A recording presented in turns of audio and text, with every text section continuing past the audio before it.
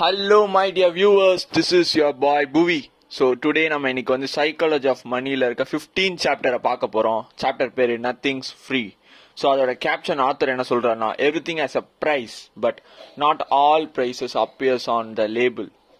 So என்ன சொல்றாருன்னா, எல்லாத்துக்கும் இந்த உலகத்துல பிரைஸ் இருக்கும், ஆனா எல்லா பிரைஸுமே உங்களுக்கு விசிபிளா தெரியாது. சம் பிரைசஸ் வந்து இன்விசிபிளா தான் இருக்கும். ஸோ ஃபர்ஸ்ட் இது வந்து யூஎஸ்ல எழுதின புக்குன்றனால இருக்கிற கம்பெனி இருக்கிற ஸ்டாக் இண்டெக்ஸர்ஸ் எல்லாமே வந்து யூஎஸ்ல பேஸ் பண்ணி தான் இருக்கும். ஸோ ஃபர்ஸ்ட் ஜென்ரல் எலக்ட்ரிக்னு ஒரு பெரிய கம்பெனி, இப்பயும் அது இருக்கு. 2018ல வந்து 8 டைம்ல வந்து அது பெஹமுத்தா இருந்தது. அந்த கம்பெனியை பத்தி சொல்றாரு. அதாவது 2004ல வந்து அந்த கம்பெனி வந்து இப்ப இருக்க நம்ம என்விடியா, மைக்ரோசாஃப்ட், ஆப்பிள் மாதிரி ரொம்ப பெரிய கம்பெனி. அந்த கம்பெனியோட டோட்டல் வேல்யூவேஷன் பார்த்தீங்கன்னா அந்த டைம்லேயே வந்து மோர் தென் $350 பில்லியன் இருக்கும். ஓகேவா? அந்த கம்பெனியில் வந்து நீங்கள் அரிஸ்டோக்ராசியை நீங்கள் நிறையா பார்க்கலாம். கார்பரேட் அரிஸ்டோக்ராசி, நிறையா ஹையரார்கி இருக்கும், நிறையா பீப்புளுக்குள்ளேயே ரேங்கிங் நிறையா இருக்கும். 2008 ஃபினான்ஷியல் கிரைசிஸ் வருது. அப்போ வந்து நீங்கள் பார்த்தீங்கன்னா ஜென்ரல் எலக்ட்ரிக்குள்ள ஃபினான்சிங் டிவிஷன் இருக்குது. அந்த டிவிஷன் தான் அவங்களுக்கு பாதிக்கு மேலே ப்ராஃபிட்டை தருது. அப்போ 2008 வரப்போ அந்த ஃபினான்சிங் டிவிஷன் வந்து டோட்டலாக கொலாப்ஸ் ஆகுது. ஸோ உள்ள பல கொடுத்த லோன்ஸ் எல்லாமே டிஃபால்ட் ஆகுது. நிறைய பில்லியன்ஸை ரைட் ஆஃப் பண்ணுறாங்க. அண்ட் $40 வித்த ஸ்டாக் வந்து $7 போகுது. 2018 அந்த ஸ்டாக்கோட விலை வெறும் $7 தான். ஸோ எல்லாருமே அப்போ இருந்த அந்த சிஇஓ ஜெஃப் எமல்ட்ட தான் எல்லாமே வந்து பிளேம் பண்ணிட்டு இருந்தாங்க. அவர் 2001ல இருந்து அந்த கம்பெனியை நடத்திட்டு வர்றாரு. அவரை பல இதுக்கு அவரை கிரிட்டிசைஸ் பண்ணாங்க. லீடர்ஷிப்புக்கு, டிவிடெண்ட் தராம இருக்கிறதுக்கு, அண்ட் தேவையே இல்லாம நிறைய அக்யூசேஷன் பண்ணதுக்கு. அக்யூசேஷன்னா இந்த கம்பெனி வந்து இன்னொரு கம்பெனியை வாங்குறது. பட் ஆனா இவங்க எல்லாருமே வந்து அந்த டைடு வந்து இருக்கிறப்ப, டைட்னா அலை இருக்கிறப்ப, கம்பெனி நல்லா செழிப்பா இருந்தப்ப புகழ்ந்தாங்க. பட் இப்ப யாருமே அப்படி பண்ணல. டைட் கோஸ் அவுட் அப்ப ஆனப்ப யாருமே ஏன் அந்த சிஇஓ பேக் பண்ணல? அவர் 2017லயே ஸ்டெப் டவுன் பண்ணிட்டாரு. பட் இமல்ட் வந்து என்ன ஒன்று சொல்றான்னா, அவரோட சக்சஸ் இருக்கு. நெக்ஸ்ட் வர சிஇஓக்கு every job looks easy when you are not the one doing it. அதாவது என்ன சொல்றாருன்னா, எல்லா வேலையுமே ஈஸியா இருக்கும் நம்ம அதை வெளியே இருந்து பாக்குறப்ப.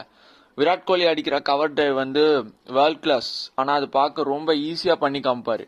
ஆனா அங்க இருந்தாதான் தெரியும் அதுக்கு பின்னாடி எவ்வளோ பிராக்டிஸும் எவ்வளோ வேர்வையும் இருக்குன்னு. அதே மாதிரிதான் பும்ரா போடுற டோ கிரஷிங் ஆக்கரும். இதை வந்து அவரோட சக்சஸர் கேட்டுக்கிறாரு. அடுத்த வந்த சிஇஓ வெறும் 14 மாசம் தான் தாக்கு பிடிச்சாரு அந்த கம்பெனில.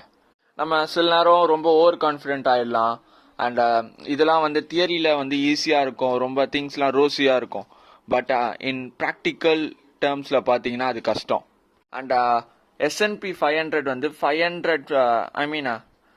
119 டைம்ஸ் வந்து ஃபோல்ட் ஆகி $1 போட்டீங்கன்னா $119 ஆகியிருக்கு 50 வருஷத்துல. அது எது வரைக்கும்னா 2018 எடுத்து பாத்தீங்கன்னா. அதுக்கு நீங்க பண்ண வேண்டியது எல்லாமே என்னன்னா, காசை போட்டுட்டு பேசாம உட்காந்துட்டு இருக்கிறது தான். ஆனா அது அப்படி சொல்லும் போது ரொம்ப ஈஸியா இருக்கும், ஆனா அங்க உள்ள நிஜமாவே அப்படி இருக்காது. எல்லாருமே வந்து உங்க ஸ்டாக்கை வந்து லாங் ரன்னுக்கு ஹோல்ட் பண்ணுங்க, இது போதும், பேஷன்ஸா இருங்க, இது போதும்னு சொல்லுவாங்க. பட் அங்க நடக்கிறது என்ன தெரியுமா? பயம். வாலட்டாலிட்டியால அவரை பயம். வாலட்டாலிட்டினா மேலே கீழே போயிட்டு வர்றதால ஸ்டாக் பிரைசஸ் வந்து இர்ரேஷனலா இருக்கும். மார்க்கெட்டோட ஸ்டாக்கோட வேல்யூக்கும் பிரைஸுக்கும் சம்பந்தமே இல்லாம இருக்கும். ஆனா கடைசியில உங்களுக்கு இப்படி எடுத்து பார்க்கும் போது அந்த ரிட்டர்ன் தெரியுது. பட் உண்மையால அந்த ரிட்டர்ன் வர்றதுக்கு ஒரு பிரைஸ் இருக்கும்ல, அந்த பிரைஸ் தான் ஃபியரும், உங்க மேல இருக்க டவுட்டும், அங்க இருக்கிற அன்சர்டனிட்டியும் தான். அதை எப்படி ஹேண்டில் பண்றீங்கன்னு தான் இங்க பிரைஸே. லெட்ஸ் சே என்விடியா ரொம்ப நாளா அந்த ஸ்டாக் படுத்தே இருந்திருக்கும். பட் அப்ப போட்டவங்களுக்கு அது ரிட்டர்னே தந்திருக்காது. பட் இப்ப அது எங்க இருக்கு? பல ஃபோல்டு மல்டிப்ளை ஆகி எங்கேயோ போய் நிக்குது. பட் ஆனா அந்த நடுவுல இருக்கிற கேப்புக்கு இருக்கிற ஒரு பிரைஸ் இருக்குல்ல, அதுக்கு பேர் தான் ஹோல்டிங் யுவர் நர்வ்ஸ். அதாவது அமைதியா இருக்கிறது. உங்களுக்கு ஃபேக்ட்ஸ் தெரியும், அதை நீங்க நல்லா ரிசர்ச் பண்ணிருக்கீங்க. பட் நீங்க வந்து அதுக்கு என்னதான் தெரிஞ்சாலும் அதுக்கு தர வேண்டிய பிரைஸ்ன்றது என்னன்னா, வர வாலட்டாலிட்டியும் வர அன்சர்டனிட்டியும் நீங்க ஹேண்டில் பண்றது. பிகாஸ் ஹையர் ரிட்டர்ன்ஸுக்கான தேவையான பிரைஸ் வந்து கரன்சியோ இல்லை ஒரு சாதாரண ஒரு பிட்காயினோ எதுவுமே இல்லை. பட் உங்ககிட்ட இருக்க பொறுமை. லெட்ஸே நீங்கள் ஒரு கார் வாங்கணும்னு ஆசைப்படுறீங்க. ஒன்று கேஷ் கொடுத்து வாங்கலாம், இன்னொன்று சீப்பாக செகண்ட் ஹேண்ட் காரை வாங்கலாம், இன்னொன்று திருடிடலாம். இந்த கேஸில் 99% பீப்புள் வந்து நம்ம திருடிடலான்ற ஆப்ஷனை வந்து தவிர்த்துருவாங்க. பட் நீங்கள் வந்து எனக்கு வந்து வருஷத்துக்கு 15% ரிட்டர்ன் வேணும்னு சொல்கிறீங்க. பட் அதுக்கு ஒரு ப்ரைஸ் இருக்குல்ல, அந்த ரிவார்டு வந்து ஃப்ரீயாக வருமா என்ன? இந்த ப்ரைஸ் மஸ்ட் பி பெய்டு. இதில் வந்து நான் ஒரு ஃபோட்டோ போடுறேன். அதில் என்ன சொல்கிறாங்கன்னா, டவ் ஜான்ஸ் வந்து ஒரு வாட்டியும் ஆல் டைம் அடிக்குது. ஃபார் எக்ஸாம்பிள் 100 போகுது, அடுத்து 100லேருந்து 110 போகுது. பட் இந்த 110 போகுது பார்த்தீங்களா, அதுக்கு நடுவில் ஒரு கேப் இருக்கும் பாருங்க. அந்த கேப்பில் வந்து அது வந்து நீங்கள் நினைக்கிற மாதிரி 100லே இல்லை, 95ல தான் இருக்குது. ஐ மீன் 100 அடிக்குது, திருப்பி 95 போகுது, 95ல இருந்து தான் அது 110 போகுது. ஸோ இதுக்கு நடுவில் வந்து நீங்கள் 100ல காசை போட்டுட்டு 95ல போனாலே ஐயோ அம்மான்னு கத்தக்கூடாது. பட் நீங்கள் யோசிக்கணும், பேஷன்ஸ் தான் இதுக்கு முக்கியமான உங்களுக்கு தேவைப்படுற ஒரு ஆயுதம். அது வலிக்கும் தான், உங்கள் கையில் இருக்க காசு வந்து ரெட் கலரில் அங்கே மார்க்கெட்டில் ஸ்க்ரீனில் ரெட் கலரில் காமிக்கும் போது வலிக்கும் தான். பட் நீங்கள் வந்து ஸ்டாய்க்காக நீங்கள் உணரணும் உங்களை. தட் இஸ் அந்த ஃபீக்கு பேர் தான் த காஸ்ட் ஆஃப் அட்மிஷன். இங்கே ஆத்தர் வந்து நெட்ஃப்ளிக்ஸோட ஸ்டாக்கை சொல்கிறது 2002 to 2018. ஸோ எஸ், 2002 to 2018 அந்த ஸ்டாக்கை பார்த்தீங்கன்னா 35,000% ரிட்டர்ன் தந்திருக்கு. ஓகே, பட் 94% ஆஃப் டேஸ் வந்து அதோட ஆல் டைம் ஐக்கு கீழே தான் அது வந்து ட்ரேட் ஆயிருக்கு. தட் இஸ் 100 தான் all time I. So 94 days வந்து 100 கீழே தான் ட்ரேட் ஆகும். அந்த மீதி இருக்க 6 நாள் மட்டும்தான் அது வந்து 100 தாண்டி போகும். ஸோ இதுதான் ரிட்டர்ன் தருது. ஆக மட்டும் அது இன்னொரு ஆல் டைம் ஐயா அடிக்குது. பட் அதுக்கு நடுவில் இருக்க நேரம் வந்து அது கீழே தான் நமக்கு ட்ரேட் ஆகுது. அந்த மார்க்கெட்டுன்றது வந்து அந்த 6 நாள் மட்டும்தான் உங்களோட டோட்டல் ரிட்டர்னுக்கே அது கான்ட்ரிபியூட் பண்ணுது, அந்த 4 நாள் மட்டும்தான். ஸோ அப்போ எவ்வளோ அது நீங்கள் உங்களோட முக்கியத்துவம் பேஷன்ஸ் இங்கே தேவைன்னு நீங்கள் பாருங்கள்.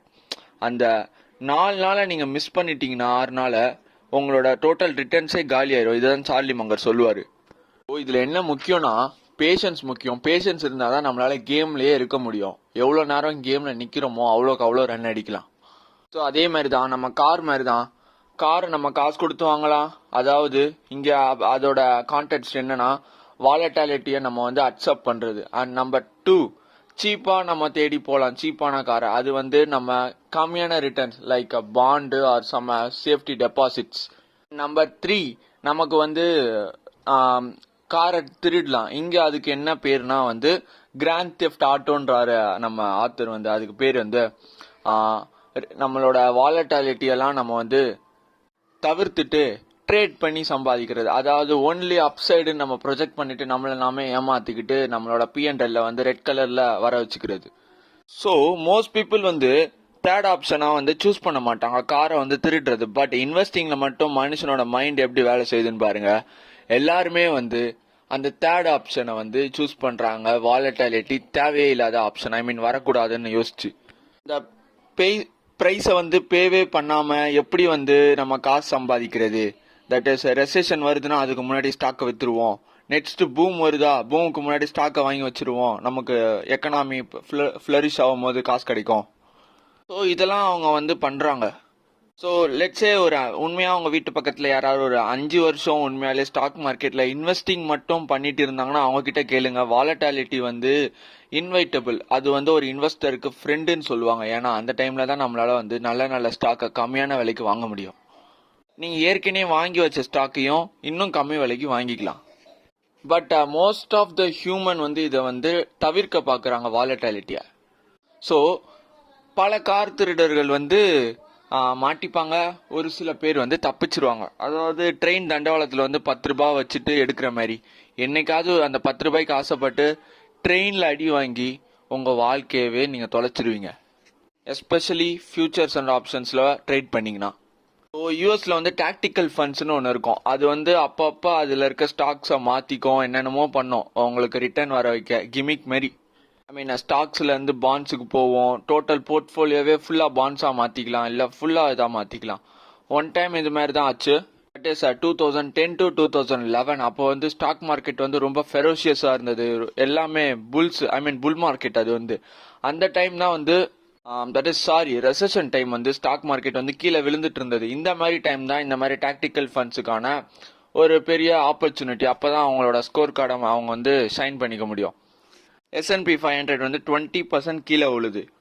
ஸோ அந்த டைமில் யூஎஸில் 112 டாக்டிக்கல் ஃபண்ட் இருக்குது. பட் ஒன்லி 9 மட்டும்தான் இந்த ஸ்டாக் பாண்ட் ஃபண்டுன்னு அதை பீட் பண்ணிச்சு. அதாவது 112ல் ஒன்லி 9 மட்டும்தான் பக்கத்தில் இருக்க ஸ்டாக் பாண்ட் ஃபண்ட்னா 60% ஸ்டாக்கும் 40% பாண்டில் இன்வெஸ்ட் பண்ணுவாங்க. அந்த ஃபண்டை அதால் பீட் பண்ண முடிஞ்சது. அண்ட் மோஸ்ட் ஆஃப் த இது வந்து ஸ்டாக் இண்டெக்ஸஸை கூட அதால் பீட் பண்ண முடியல. ஸோ திருப்பி ஆத்தர் வந்து ஜெனரல் எலக்ட்ரிக்கை பற்றி பேசுகிறாரு. அதில் என்ன சொல்கிறாருன்னா, இதோட ஃபால்ட் எல்லாமே எங்கேருந்து ஆரம்பிச்சதுன்னா அதோட ஃபார்மர் சிஇஓ ஜாக் வெல்க் அவர் வந்து பண்ண பெரிய தப்பு. அங்கே வந்து யூஎஸில் எல்லா ஸ்டாக்கை அதோட ஏர்னிங்ஸை ப்ரெடிக்ட் பண்ணுறதுக்குன்னு பல கம்பெனிஸ் இருக்கும், பல பத்திரிகைகள் ஆர்டிகல்ஸ் எழுதுவாங்க. ஸோ அதில் வந்து என்ன சொல்லுவாங்கன்னா, இந்த ஸ்டாக் இந்த ப்ரைஸில் நாங்கள் ப்ரெடிக்ட் பண்ணுறோம், இந்த ப்ரைஸ் ரேஞ்சில் கன்சிடர் பண்ணலாம் வாங்கன்னு சொல்லுவாங்க. ஸோ இதெல்லாம் அவர் கேட்டுட்டு அவர் என்ன சொல்வார்னா, ஓகே நீ ஒரு ஷேர் வந்து 0.25 சென்ட்ஸ் வந்து அது 25 சென்ட்ஸ் சம்பாதிக்கும்னு சொல்றியா, நான் வந்து 26 சென்ட்ஸாக நான் அவனோட ஏர்னிங்ஸை டெலிவரி பண்ணுவேன்னு அவர் நினச்சிக்கிட்டு தப்பு பண்ணுவார். எப்படின்னா அதை ஏற்றுறது. கம்பெனிக்கு தேவையில்லாத பொருள். இப்போ இந்த கம்பெனி வந்து என் கன்சியூமர்ஸுக்கு தான் அவனோட மெஷினரியை விற்கிறான்னா அவன் தேவையில்லாமல் இன்னொரு பிஸ்னஸ் டு பிஸ்னஸ்க்கு விற்பான், இல்லை அவன் சிஸ்டர் கம்பெனிக்குள்ளேயே விற்றுருவான். ஸோ கம்பெனியோட பிஎன்எல்ன்றது வந்து அக்ரூவல் பேசிஸில் வந்து நடக்கும். அது எப்படின்னா, நீங்கள் வந்து காசு இப்போ ஒரு பொருளை விற்றுட்டீங்க, நீங்கள் வந்து ரெவன்யூவாக அதை எழுதிடலாம். ரெவன்யூவே உங்களுக்கு வந்திருக்காது விற்ற காசே. ப்ராஃபிட் வந்து நீங்கள் அந்த பொருளுக்கு எவ்வளோன்னு தெரியும். இப்போ 100 ரூபாய்க்கு நான் ஒரு மெஷின் விற்கிறேன்னா, இல்லை 20 ரூபாய் என் ப்ராஃபிட்னா 100 ரூபாய்க்கு போட்டு நான் ப்ராஃபிட்லாம் வர வச்சிருவேன். ஆனால் காசு எனக்கு வராது. ஓகேவா? அது வந்து இது வரும்னு ஒரு காட்டுறது தான். ஓகேவா? சில காசு வந்திருக்கும், ஆனால் நான் மொத்தமாக நான் விற்றதுக்கு நான் போத்துறேன். இப்போ 100 ரூபாய்க்கு விற்கிறேன்னா இவன் 50 ரூபாய்க்கு தான் எனக்கு என்னோட கஸ்டமர் தந்திருப்பான், மீதி 50 ரூபாய் எனக்கு தரணும். ஆனால் நான் இங்கே ரெவன்யூ வந்து 100 ரூபான்னு போட்டு போயிடுவேன். உண்மையான மான்ஸ்டர் எங்கே இருக்கும்னா கேஷ் ஃப்ளோ ஸ்டேட்மெண்ட்டில் தான் இருக்கும். இது எப்படி நீங்கள் இன்னும் வேறு மாதிரி கண்டுபிடிக்கலாம்னா, கம்பெனியோட கிரெடிட் சைக்கிளை நீங்கள் பார்க்கலாம். ஒரு கம்பெனி கொடுத்த காசு எவ்வளோ நாளில் வாங்குதுன்றது ஏறிக்கிட்டே போச்சுன்னா நீங்கள் கண்டுபிடிக்கலாம். இதில் என்ன ஆச்சுன்னா, அவங்களுக்கு வந்து வாலட்டாலிட்டியே இல்லையா இப்போ உங்கள் ஸ்டாக்கில். ஸோ இது என்னாச்சுன்னா, தேவையில்லாத பிரச்சனையை வந்து இப்போ கொண்டு வந்து விட்டுருச்சு. காசு எவனும் தரல, இப்போ டோட்டலாக ரைட் ஆஃப் பண்ணி ஆகணும். எப்போ ஒரு பொருள் வந்து உங்களுக்கு கன்சிஸ்டன்சியாக இருக்கோ, அந்த பொருளை இதான் அடுத்து நடக்கும் நீங்கள் ப்ரெடிக்ட் பண்ணுறீங்களோ, அப்போ அந்த பொருளில் ஏதோ கோளாறு இருக்கு. பொருள்ன்றது நான் இங்கே என்ன மீன் பண்ணுறேன்னா பிஸ்னஸ். ஈவன் எஃப்எம்சிஜி பிஸ்னஸ்லேயும் வாலட்டாலிட்டி இருக்கும். ஸோ அவர் வந்து நம்மளோட ஷேர் ஹோல்டர்ஸுக்கு வெறும் அப்சைடை மட்டுமே காட்டணும்னு நினச்சி கடைசியில் கம்பெனியோட டோட்டல் ஹெல்த்தையே நாஸ்தி பண்ணிட்டாரு. ஸோ கடைசியில் இப்போ என்ன தெரியுதுன்னா, நீங்கள் வந்து உங்களோட ரிஸ்க்கை நீங்கள் டவுன் சைடை வந்து கேப் பண்ணணும்னு நினச்சிட்டு உங்களோட அப்சைடுக்கான சான்ஸையும் நீங்கள் விட்டுடுறீங்க. ஸோ தட் இஸ் வாலட்டாலிக்கு பயந்து உங்களோட டோட்டல் கேபிட்டலுக்கே நீங்கள் வந்து ஆபத்து வர மாதிரி, ஜியோபடைஸ் ஆகிற மாதிரி ஆக்கிடுறீங்க. ஸோ இன்வெஸ்டிங்கில் வந்து அந்த ப்ரைஸ் டேக்கை உங்களால் பார்க்க முடியாது. அது வந்து இன்விசிபிளான ஒன்று. இப்போ ஒரு டிஸ்னி லேண்டுக்கு போகிறீங்க, அங்கே போயிட்டு வந்து நீங்கள் ஒரு $100 செலவு பண்ணுறீங்க. அது வந்து உங்களுக்கு வந்து ஒரு ஃபீயாக தோணுது. அங்கே நீங்கள் சந்தோஷமாக இருக்கீங்க. அதே நேரத்தில் நீங்கள் ஒரு 10 ரூபாய் கொடுத்து பக்கத்தில் இருக்க ஒரு கெய்டி லேண்டுக்கு போகிறீங்க. அங்கேயும் நீங்கள் கொஞ்சம் சந்தோஷமாக இருக்கலாம். ஆனால் டிஸ்னி லேண்ட் அளவுக்கு இல்லை. பட் இது ரெண்டையுமே நீங்கள் வந்து ஒரு ஃபீயாக தான் பார்க்குறீங்க. ஏன்னா அங்கே எண்டில் வந்து உங்களுக்கு ஒரு என்ஜாய்மெண்ட் கிடைக்குது. பட் இன்வெஸ்டிங்லேயும் அதே தான், கடைசியில் உங்களுக்கு ரிட்டர்ன் கிடைக்குது. ஆனால் அதுக்கான ஃபீஸ் வந்து உங்களோட பேஷன்ஸை டெஸ்ட் பண்ணுற சூழ்நிலையும் உங்களோட ரிஸ்க் அப்படைட்டையும் டெஸ்ட் பண்ணுற சர்க்கம்ஸ்டன்ஸும் தான், அதாவது வாலட்டாலிட்டி. கடைசியில் இதெல்லாம் நீங்கள் தந்தீங்கன்னா உங்களுக்கு ரிட்டர்ன் வரப்போகுது. பட் அந்த ரிட்டர்ன் வந்து நீங்கள் வந்து இந்த இடத்துல வந்து இதை ஃபைனாக நீங்கள் வந்து பார்க்குறீங்க. ஏன்னா நீங்கள் போட்ட காசு வந்து கீழே போயிட்டுருக்கு. பிகாஸ் ஒரு திங் வந்து உங்களோட ஃபைட் ஆர் ஃப்ளைட் மூமெண்ட்டை வந்து ட்ரிகர் பண்ணி விட்டுருது. டேனியல் கேமன் வந்து இதை அழகாக சொல்லுவார். நான் இதை வந்து இன்டெலிஜென்ட் இன்வெஸ்டர் புக்கில் படிச்சிருக்கேன். நீங்கள் 10 ரூபாய் லாஸ் பண்ணுறது வந்து twice the pain then earning 10 Ruby. அதாவது லாஸ் பண்ணுறதோட வழி வந்து 2 மடங்கு அதிகமாக இருக்கும் நான் வந்து ப்ராஃபிட் ஏர்ன் பண்ணுறதை விட. பட் இன்னொன்று டிஸ்னிலேண்டில் நீங்கள் என்னதான் காசு கொடுத்து உள்ளே போனாலும் சில நேரம் அங்கே உள்ள மழை பெய்யும். ஆனால் நீங்கள் அட்மிஷன் ஃபீயை எப்போ நீங்கள் ஒரு ஃபைனாக நீங்கள் ட்ரீட் பண்ணுறீங்களோ நீங்கள் ஹாப்பியாக இருக்க மாட்டீங்க. இது டிஸ்னிலேண்டுக்கு மட்டும் இல்லை, உங்களோட இன்வெஸ்டிங் ஜேர்னிக்கும் தான். So thank you for watching till end. I hope you found this interesting and informative and entertaining. So please don't forget to like, share, subscribe and